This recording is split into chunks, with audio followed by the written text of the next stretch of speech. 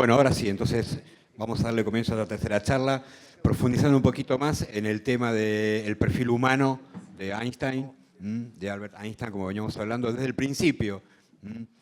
Hablando un poco... Sí, está autorizado. El doctor Sousa va a dejar sus cosas, lo autorizamos. ¿Sí? Bueno, ahí está. La charla va a ser moderada por el doctor Sousa, que fue a dejar unos objetos personales y ya viene. Y van a participar de la charla el doctor Osvaldo Chitel, que ya está sentado ahí. Buenas tardes, doctor, gracias por venir. Y por el profesor Jorge Ferronato, a quien invitamos a integrarse al panel.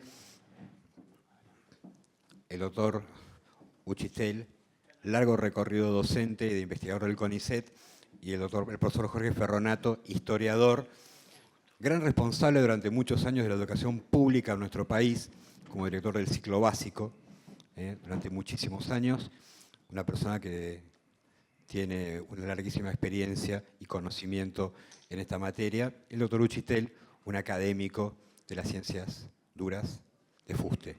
Bueno, con la coordinación del doctor Sousa, entonces vamos a darle comienzo a esta tercera charla, cuyo nombre concreto, para no equivocarme, es Educación Pública, Ciencia y Desarrollo, nada más que eso, nada más que eso. Y bueno, ahí vamos. Doctor, le dejo el micrófono.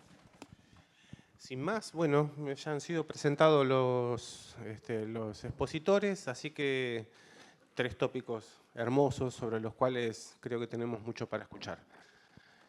Adelante. Yo primero. Sí, como usted. Bueno, por favor. Bueno, buenas tardes.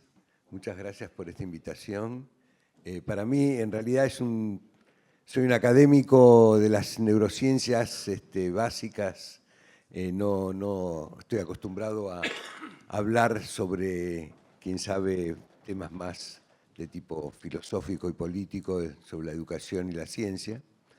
Pero creo que todos coincidimos y no nos cabe la menor duda de la importancia de la ciencia en el desarrollo de un país, de una sociedad.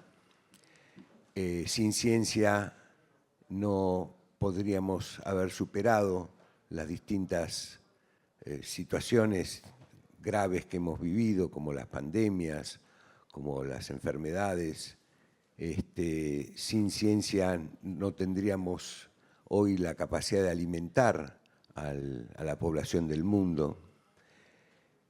La ciencia además es mucho más, es más importante también en el sentido más amplio del desarrollo humano, porque nos permite desarrollar el espíritu crítico, que es fundamental para poder entendernos, para poder dialogar y para poder tener una base correcta en lo que estamos diciendo.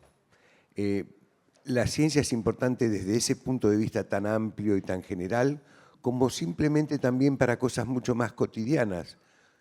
Un país necesita comprar equipos y tiene que tener gente, científicos, técnicos que decidan qué es lo que es bueno y qué es lo que es malo. Un país necesita tener independencia y soberanía científica en ese sentido.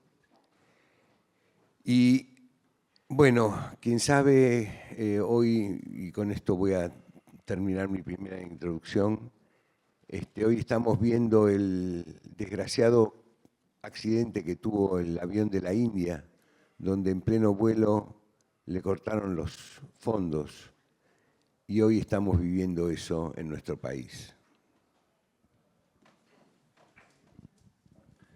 Buenas noches. He escuchado la charla anterior que me pareció magnífica, la he disfrutado. Y ahora sentado acá me siento amedrentado por esta primera fila, donde están las autoridades de esta casa, de esta magnífica sociedad científica argentina. Están también las autoridades de la masonería, de la gran masonería, está el canciller Jorge Clavero. Entonces me siento como intimidado. Vamos a tratar de romper esa situación. La pregunta que me hago para empezar el diálogo con ustedes es ¿por qué vino Einstein al fin del mundo, a nuestro país, en el año 1925? ¿Por qué no fue a México, que le quedaba mucho más cerca? ¿O por qué no fue a otro lugar? ¿Por qué no fue a Portugal, que es hermoso, Lisboa? ¿Por qué vino al estuario del Plata? Y la respuesta es compleja. Es muy compleja, porque hay que hablar de la historia argentina y a mí me pidieron que yo hable de la historia argentina, de cómo se conformó la República Argentina durante el siglo XIX en 10 minutos. Y eso es un absoluto imposible. Pero vamos a tratar de lograrlo. Estamos presididos por Sarmiento, ahí está con cara de malo, siempre enojado, que como bien dijeron acá, más que un político que no lo era, más que un maestro, fue un gran escritor, el más grande escritor del siglo XIX de lengua española. Sin duda, de Sudamérica, sin duda. Y él planteó muy bien el problema de nuestro país. Muy bien. Como una consigna que había que vencer. Civilización y barbarie. No dijo civilización o barbarie. No dijo civilización tiene que borrar la barbarie. Dijo civilización y barbarie. Es una descripción de estas pampas, de Cuyo, del litoral, de estos territorios terribles que estaban en una situación de guerra civil permanente, donde el que ganaba le cortaba la cabeza al que perdía. Y esto duró entre 1814 y 1880. Mucho tiempo. Cuando nació ese señor, nuestro querido Domingo Faustino Sarmiento, en 1800, ustedes saben que él se ufanaba para irritar muchas veces a las élites. Muchas veces lo critican a Sarmiento porque decían que era de la élite y que era de la oligarquía. Sarmiento nunca fue de la élite, nunca perteneció a la élite. El padre era un humilde sargento de San Martín que desaparecía cruzando los Andes en todas las batallas, un hombre muy valiente, y volvía a los 2 años y medio y la madre tenía que trabajar para levantar esa prole, y él es un autodidacta. Ese Sarmiento que nuestras madres nos mintieron en invierno de todos los años cuando nos levantaban a la mañana y nos decía, tenés que ser como Sarmiento, que no faltó nunca a la escuela, no fue nunca a la escuela. Sarmiento en autodidacta, unos meses fue a una escuela.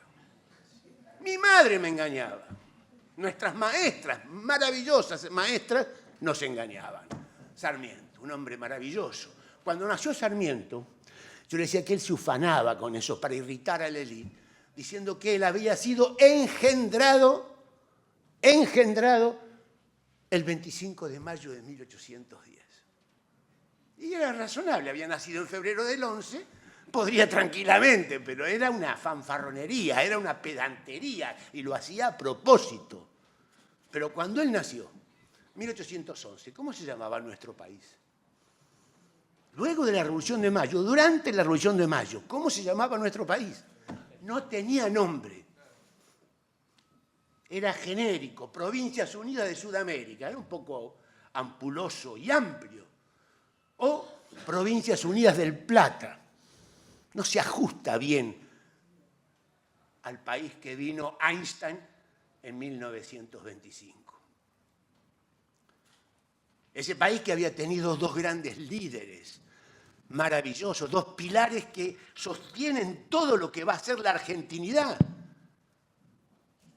San Martín y Belgrano. Quiero decirles que ambos eran masones. Y con el método de la masonería, tanto San Martín como Belgrano lograron grandes hazañas. Sarmiento había nacido en 1811, o sea, no es contemporáneo a San Martín y Belgrano. Pero San Martín y Belgrano habían estado los dos, sin conocerse obviamente, y por distintos motivos en Europa, en 1789, donde empezó a romperse el concepto monástico y monárquico de la verdad. Y un ginebrino, Rousseau, también masón, va a decir que son pamplinas, que la soberanía viene de arriba hacia abajo. Que eso es mentira, que no es así. No es Dios el que confiere la soberanía al monarca y el monarca lo hereda para toda la vida y sus hijos lo heredan porque Dios así lo decidió. Él va a decir, Juan Jacobo Rousseau, que hay un nuevo contrato social, que el viejo contrato social, el antiguo régimen, es falso. Y va a romper con 1500 años de historia. Va a decir que la soberanía viene de abajo hacia arriba, es el pueblo llano el que elige al gobernante. Y ahí empieza el concepto de democracia. Pero había otro señor, un vecino de él, el barón de Secondat, Charles de Secondat, más conocido por todos nosotros como Montesquieu, que va a escribir un libro maravilloso que se llama Del espíritu de las leyes. Y en ese libro va a decir, porque era un militante en contra de la verdad absoluta, era un militante en contra del poder absoluto, porque decía, como luego va a decir Lord Acton, todo poder corrompe, pero el poder absoluto corrompe absolutamente. Él va a plantearse por primera vez que hay que dividir el poder, que hay que fragmentarlo, que no tiene que estar en manos de una sola mano o en un pequeño grupo, sino que tiene que ser dividido en tres. Y ahí surge el concepto de poder judicial, poder legislativo y poder ejecutivo. Y ahí no surge el concepto de república. En nuestro país, en mayo de 1810, con el grandioso Mariano Moreno, el de la dudosa muerte, en 1810, en junio de 1810, a un mes de esa revolución, que algunos se atreven, porque son atrevidos, a decir que no fue una revolución. Fue una gran revolución. Fue el origen, fue la génesis. Mariano Moreno tradujo del francés el contrato social y lo publicaba en la Gaceta de Buenos Aires en fascículos, porque él decía que la ciudadanía tenía que conocer que había un nuevo contrato, que el contrato colonial, vertical, obtuso, monárquico, monástico, estaba definitivamente roto. Bueno, le costó un poco la vida eso también, ¿no? Vamos a avanzar, porque si no, no terminamos. Faltan 2 minutos para que yo termine el siglo XIX y estoy en 1810. Pero ¿por qué vino Einstein en 1925? Porque a partir de las hazañas de Belgrano, les recuerdo así en un pantallazo, el éxodo jujeño agarró toda la población de Jujuy, en carretas, en mulas, a caballo y a pie, y se los llevó. Quemó todo y se lo llevó para Tucumán. Eso es una hazaña. Belgrano, un generalito improvisado, un intelectual. Fue el primero, Belgrano, el primero en 1802 en plantear la educación pública para niñas y señoritas. Era impensable ese concepto. Impensable. Fue el primero. Y el primero en hablar de ciencia en el Río de la Plata, porque creó la escuela de matemática, creó la escuela de náutica, creó la escuela de geometría y creó la escuela de dibujo.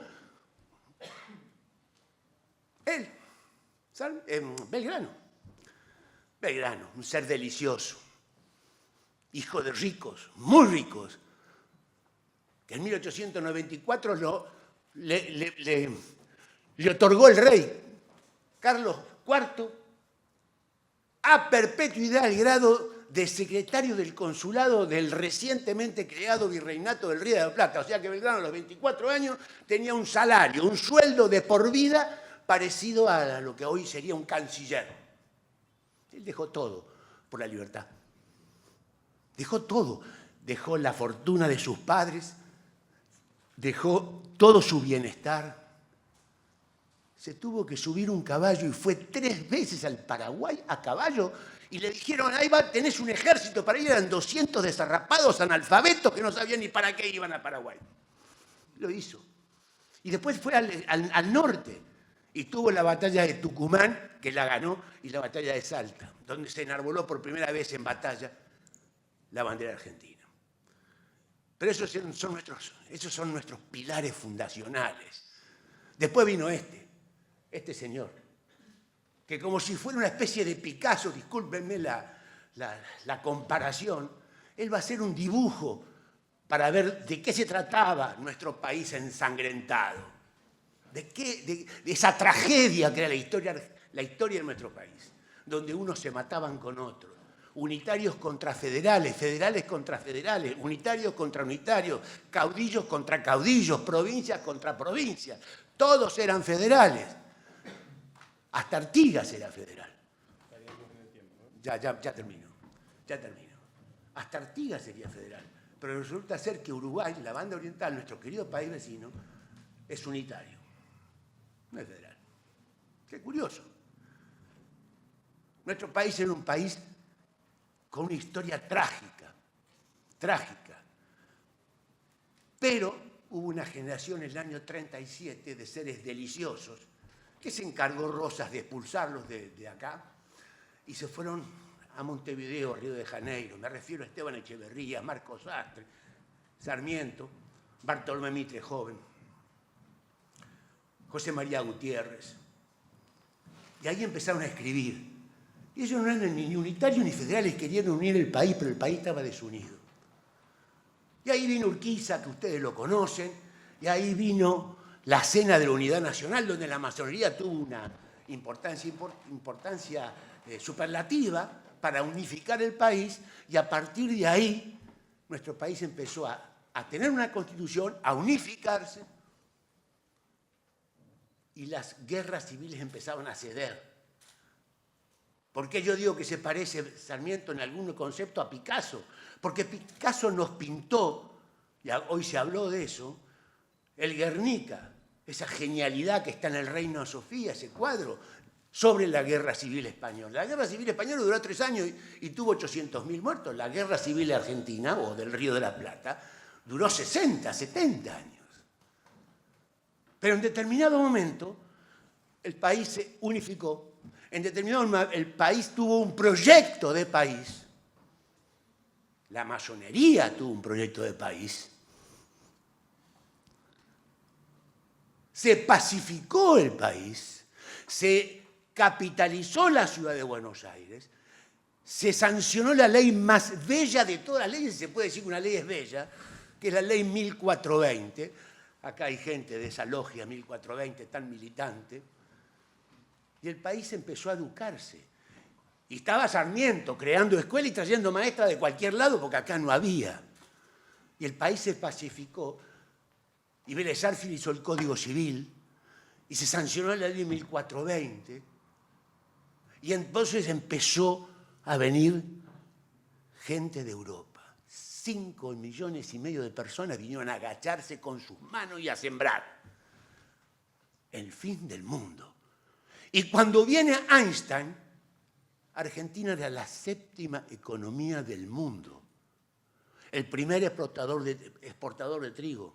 El segundo exportador de aceite de maíz. El primer exportador de cuero. El segundo exportador de carne del mundo.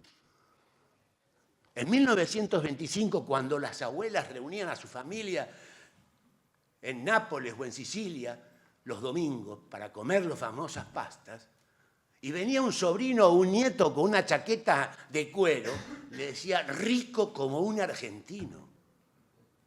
Rico como un argentino. Por eso vino Einstein a la Argentina, porque era un país próspero, que había concitado, luego de las guerras civiles, cuando se pacificó y tuvo un paradigma y tuvo un proyecto con Belgrano, con San Martín, con Echeverría, con Bartolomé Mitre, con fundamentalmente Sarmiento, el país prosperó, creció, y vinieron los ferrocarriles, y vinieron los molinos de viento, y vino el alambrado, y se mejoraron las razas, y vino el frigorífico, y Argentina prosperó. Cuando nació Sarmiento no tenía nombre el país, cuando murió Sarmiento sí lo tenía, República Argentina. Por eso vino Einstein a nuestro país. Disculpen la demora. Por favor, agradecer desde ya la intervención.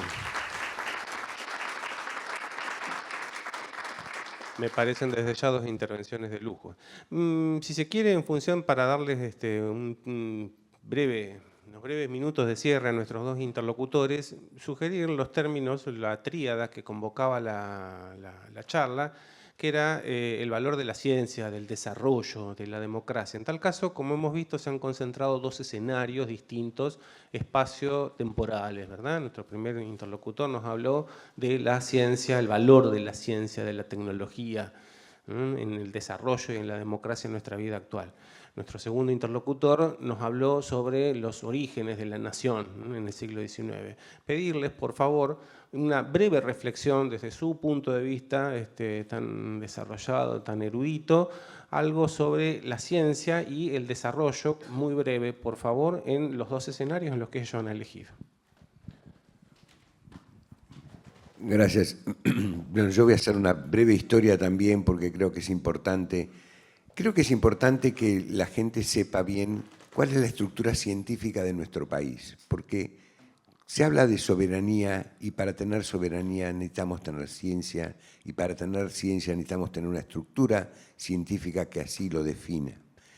Quien sabe el hecho más significativo, más allá de la creación de la Academia de Ciencias que lo hizo Sarmiento en 1860, pero muchos años después, el hecho más significativo, quién sabe, fue la tardanza en que nuestra, llamémoslo así, burguesía nacional o nuestro campo, nuestra oligarquía nacional, la tardanza en el desarrollo de la ciencia llegó recién en el año 1940 y tanto, después en el 50, 58 con Frondizi, con la creación del CONICET.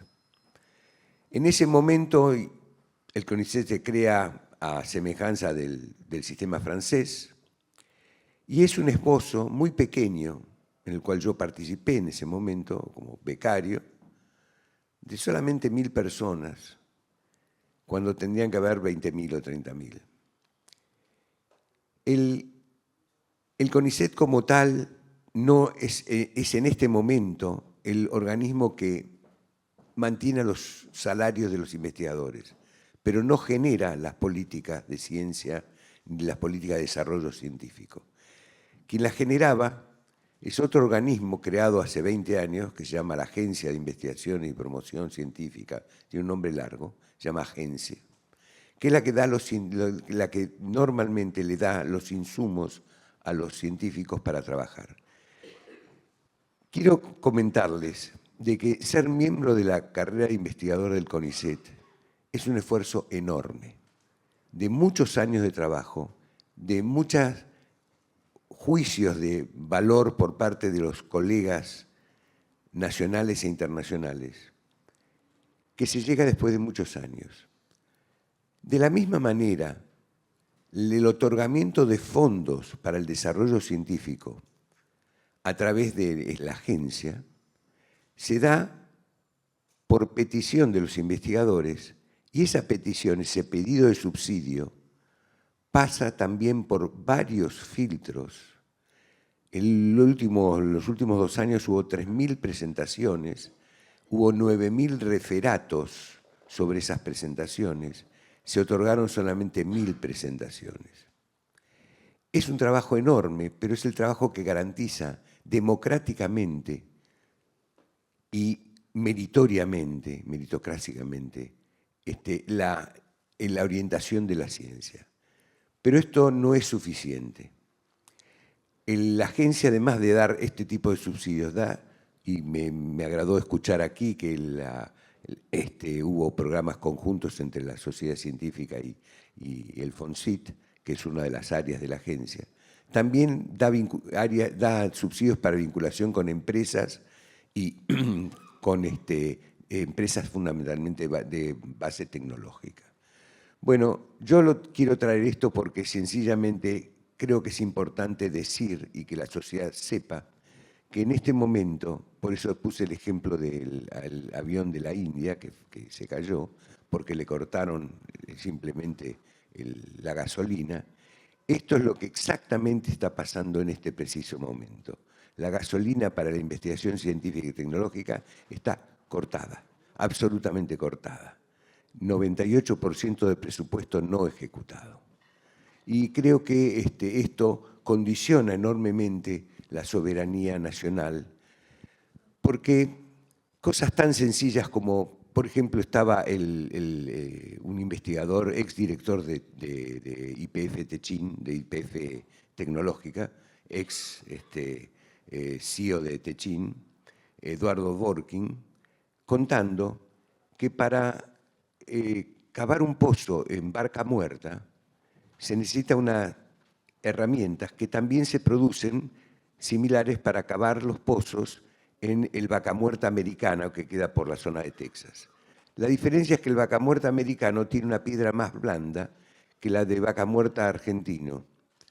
Y entonces las herramientas que se producen allí no sirven para acá. ¿Quién desarrolla las nuevas herramientas? ¿A partir de quiénes? Si no tenemos gente que trabaje en metalurgia, que trabaje en desarrollos de nuevos materiales, etcétera, etcétera.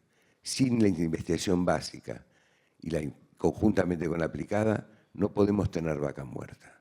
Y eso es soberanía nacional. Muchas gracias.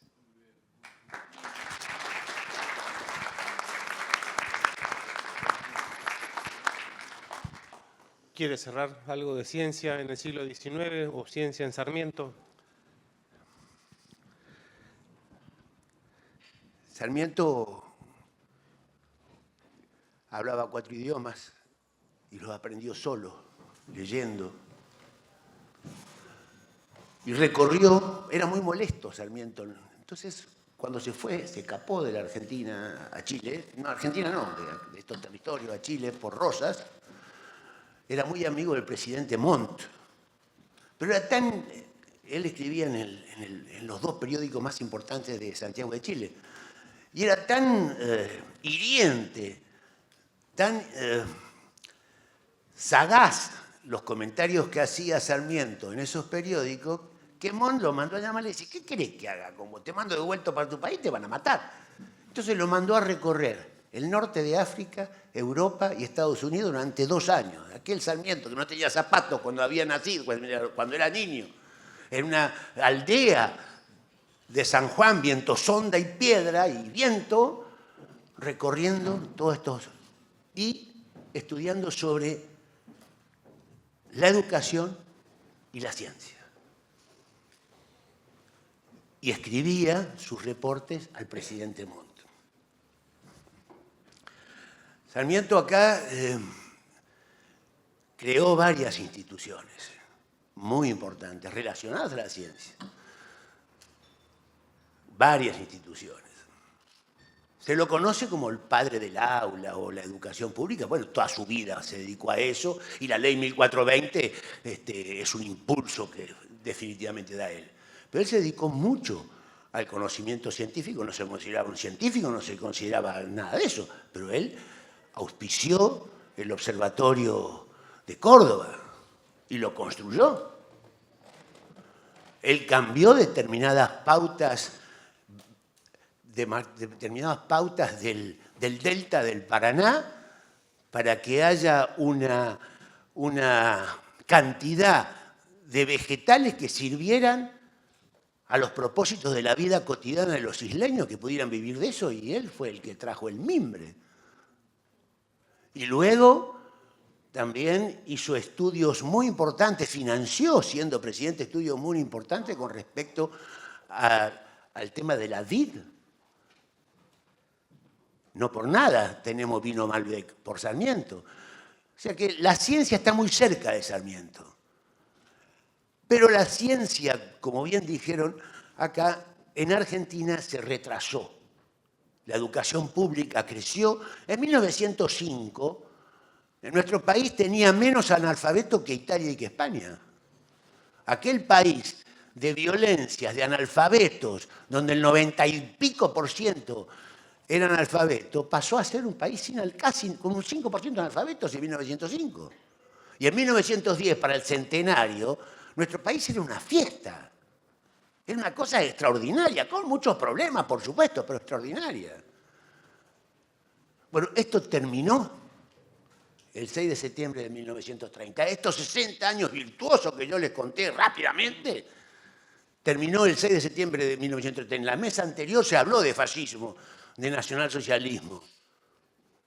Bueno, en la década del 20, de 1920, el mundo estaba cocinando verdades absolutas.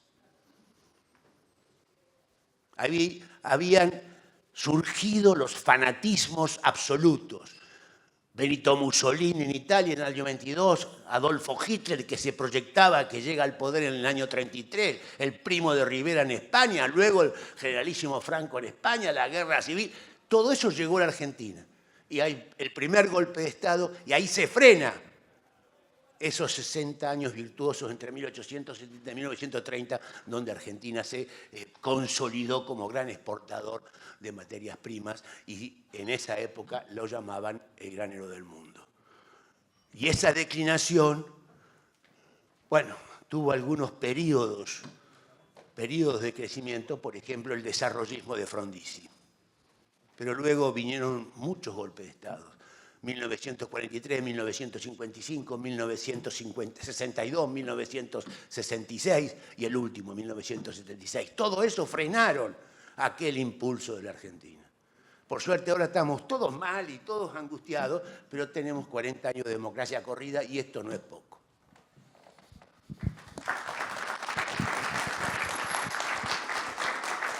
Bueno, los felicito a los dos por la exposición. Todavía tenemos los chicos de la NASA escuchando masonería y escuchando todo lo que hablamos hoy. Osvaldo, les quiero dejar un minuto a cada uno para cerrar. Osvaldo, primero, cerrá tu disertación. Bueno, ya que están los chicos ahí atrás, felicitarlos y realmente decirles que cuando yo empecé a trabajar en ciencia, y lo sigo ahora también, lo hice con entusiasmo. El entusiasmo y lo lúdico. Yo me divertía. Yo iba al laboratorio a jugar, a hacer ciencia y hacía ciencia. Y creo que este espíritu así juvenil lo tienen que conservar forever. Ok, gracias.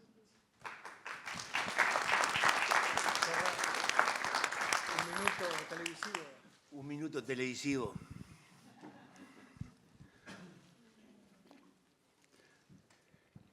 No existe la verdad absoluta. Inclusive en la ciencia.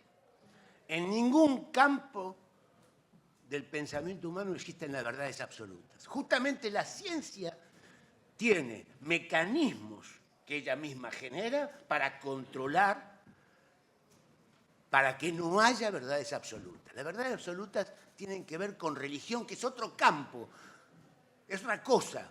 Yo soy creyente, pero no creo en verdades absolutas.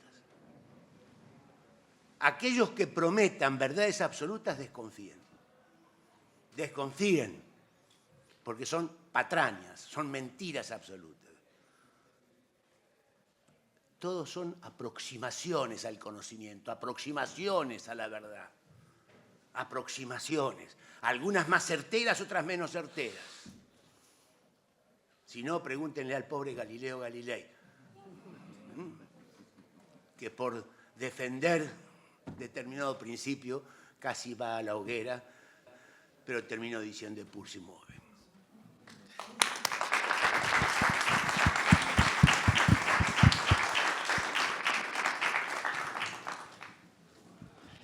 Bueno, antes de terminar, les vamos a dar la premiación a los dos expositores. Vos tenés, si algunos tenés que irte, ya están, o tienen 5 minutitos. ¿Se quedan? Bueno. A ver, esperamos un segundito, a ver quién puede. ¿Te podés quedar vos, Jorge? Para darle entregar los premios, los diplomas. Sí. El primero, Osvaldo, por favor. Les pido un aplauso para el doctor Osvaldo Uchitel, médico. Es no solamente un entusiasta de la ciencia, sino que él lucha por los principios que estuvimos hablando esta noche, así que te quiero felicitar, Osvaldo. Muchísimas gracias por haber venido. Gracias a ustedes, un placer conocerlos. Bueno, muchas gracias, Osvaldo. Y también Jorge le va a hacer entrega al profesor Jorge Ferronato de una distinción por la jornada de esta tarde. Jorge, muchas gracias. Así es. Y recordar siempre que somos hijos de la duda filosófica. Bueno, yo lo planteo. Bueno, gracias. Si quieren, vamos a hacer entrega. Hay autoridades que se tienen que ir porque tienen otro compromiso, así que pueden ir. Mientras vamos a hacer entrega de... nos había quedado un reconocimiento que es para el respetable y querido amigo y hermano Alejandro Bruso. Después vamos a hacer el cierre. Te pido, Enrique, también y a la licenciada, a Norma, que venga Alicia. Guillo, ¿vos te quedás? Entonces, si podés vos hacer la entrega. No sé dónde la tenemos a Cookie. No la veo. Ahí viene. Ahí viene.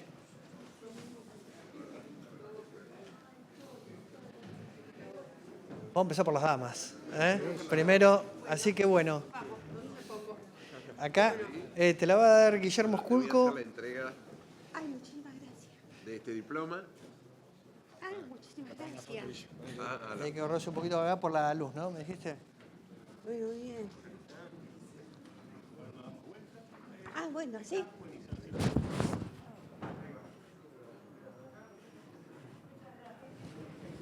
Muchísimas gracias. gracias. No, a ustedes, muchísimas gracias. Esperemos que eso sea el comienzo de varios muchas más. cosas. Muchísimas gracias, No, Muchísimas gracias a gracias. vos. Tenemos ahora, Pablo, ¿quién es? Acá, Alejandro Bruso. Alejandro, este se lo doy yo. Que... Por favor. Se lo damos los dos, que en este Vamos, caso... Puede estar entre los dos para la foto. Ahí está. Este se lo vamos a dar así, mira. Vamos a poner Agarra entre de los cada lado. dos. Dale. Hay una Bueno, historia. un reconocimiento enorme para Alejandro.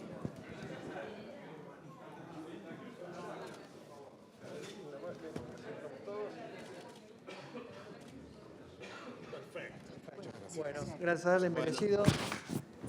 Bueno, hagamos un aplauso para... ¿Nos faltan? ¿Quiénes nos faltan? Enrique y ¿quién más? Enrique, no, terminamos con Enrique. Bueno, y por último, y para... Sí te quiero dejar unas palabras para que cierres. Allá tenés la cámara. Están todavía grabando, Nico, estamos saliendo. Esto va a salir después, se va a replicar muchas veces.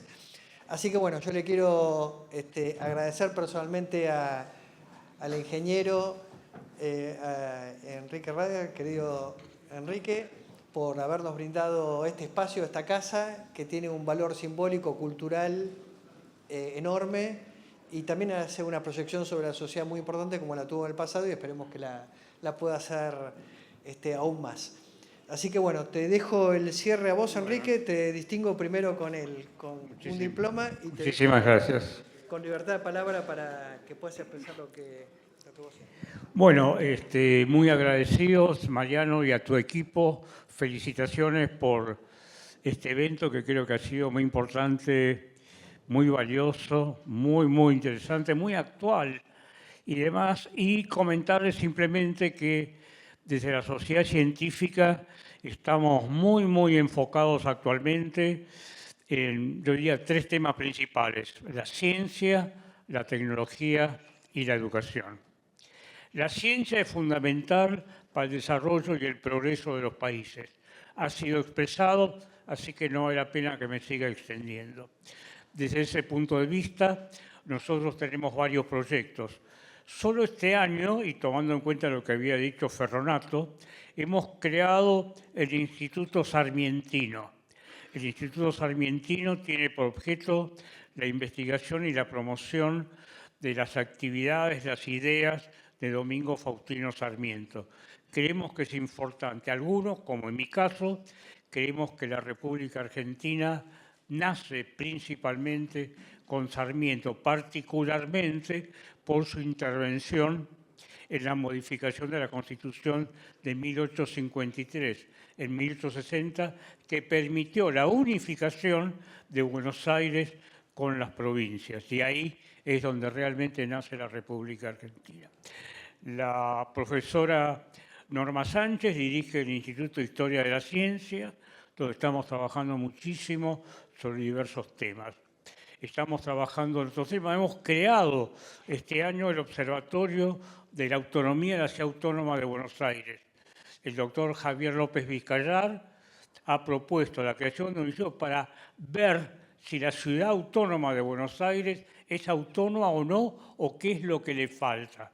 Ellos son los de este año, pero además estamos trabajando en el tema de la innovación educativa. Hace más de 4 años que estamos trabajando en todo lo que tiene que ver con nuevas metodologías de enseñanza y aprendizaje. Y hasta hemos hecho algunas experiencias de campo en escuelas de zonas carenciadas. Y además ahora, y ya con esto finalizo, estamos también con el tema de minería, la utilización del agua, con el instituto que dirige el doctor Raúl Baccaro, en el sentido de que hay muchos mitos de que hay un problema con el agua cuando se impulsa la minería. El año pasado hubo una actividad muy importante donde se demostró lo contrario, exactamente. Y lo último que estamos haciendo ahora es lanzando un curso sobre inteligencia artificial que lo vamos a hacer en forma virtual. Muchísimas gracias a todos por estar aquí con nosotros. Bueno, buenas noches a todos. Y para los más jóvenes y para los que no son tantos, nos pueden seguir en estas redes sociales, masoneriaciencia.org, que es la de la Academia de Ciencia. Está la de culturamasonería.org también, y por supuesto la de la Masonería Argentina. En nuestras redes los invitamos con los QR si alguno está interesado en ingresar a la orden. Gracias a todos, gracias a Guille y Alejandro que vinieron a lo último, y cerramos con esto. Muchas gracias.